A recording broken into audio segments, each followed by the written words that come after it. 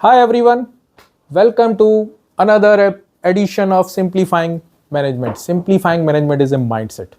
My name is Devashish and I am here to make HR function as a profit center. Since decades we have heard that it is a cost center, right? HR is a cost center. So in first edition we have chosen the function of talent acquisition and we were trying to work on how to make this particular function a profit center.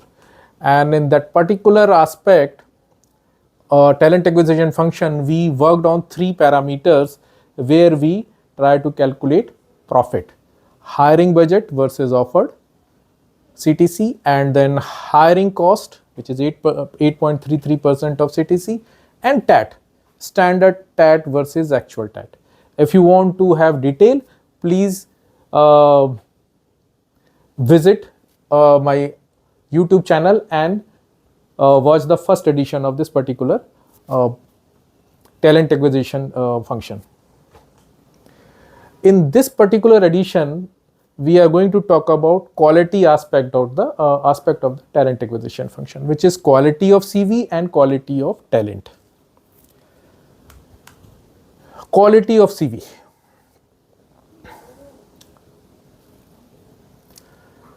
So quality of CV depends on your hiring skills, your shortlisting skills, your screening skills. So normally a TA function forwarded 3 CVs for a particular position to the concerned HOD. And usually 3 CVs means 3 interviews. A HOD or maybe a panel, if you have an interview panel in your organization, spend around 1 day.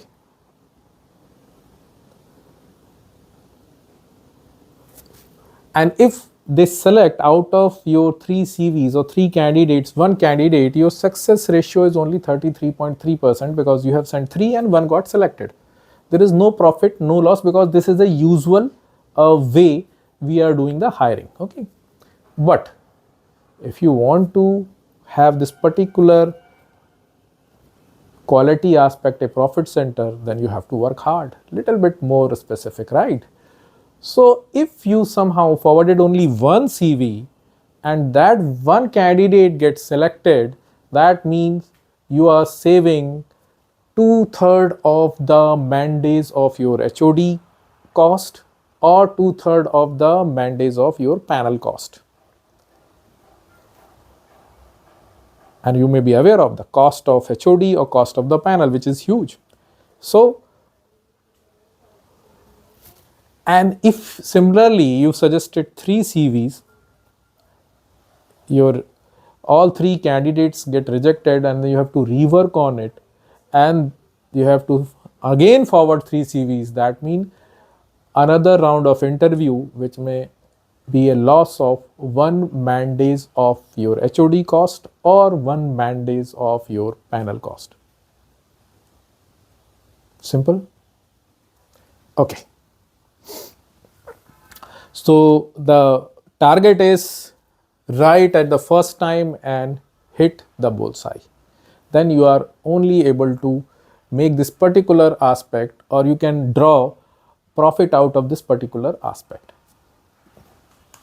Next, quality of talent.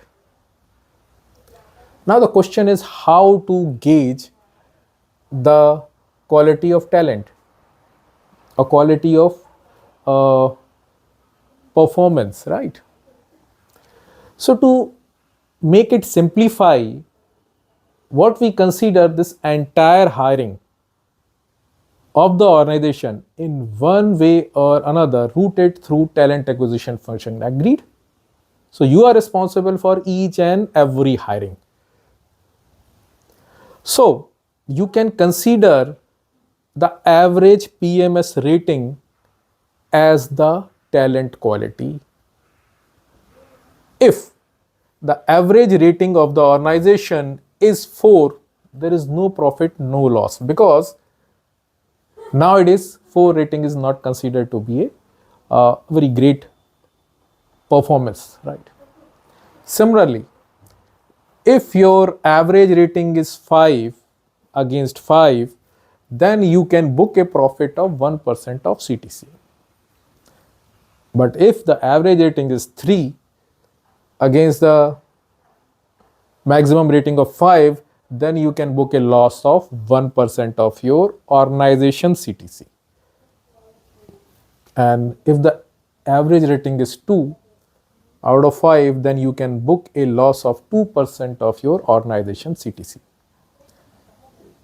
Now the question is, why only 1%, 2% of the organization CTC? Why not be less or more? Look, it depends on your organization. What kind of organization you are into. For manufacturing setup, we can consider this 1% as a thumb rule or 2% as a thumb rule.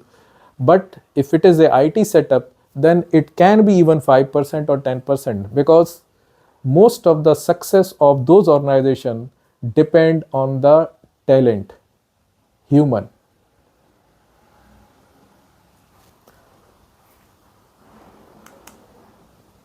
So now we have covered 5 aspects of talent acquisition function against which we can draw profit, or we can even find out the losses.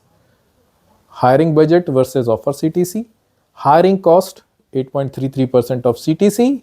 If you are doing it internally, then it is a profit. If you are outsourcing it, then you can book in the expense part. TAT, standard TAT versus actual TAT. Quality of CVs. Right at the very first time and hit the bullseye. That should be the agenda.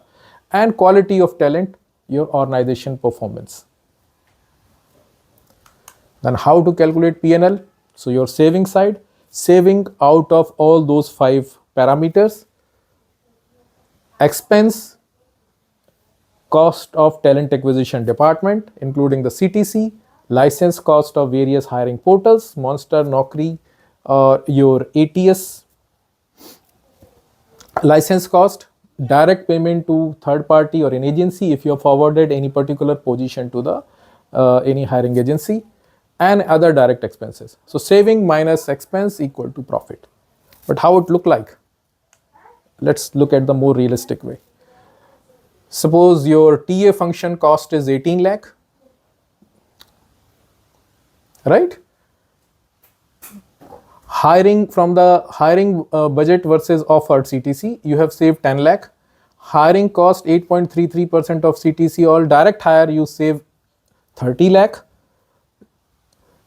In TAT, you have incurred loss of 10 lakh because you always cross the TAT target.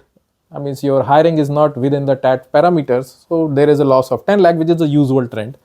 And talent quality. Suppose if there is a average rating of 4.3% and your annual CTC of the organization is 100 CR, then there is a profit of 30 lakh. So total profit is 60 lakh, whereas cost or expense size, your TA function cost 18 lakh, suppose 3 recruiters, your license cost 30 lakh, payment of third parties are suppose 8 lakh, you have outsourced few positions, and this is the invoice they have generated, and other expenses 0. 56 lakh is your total expenses. Saving is 60 lakh, so profit of talent acquisition function is 4 lakh.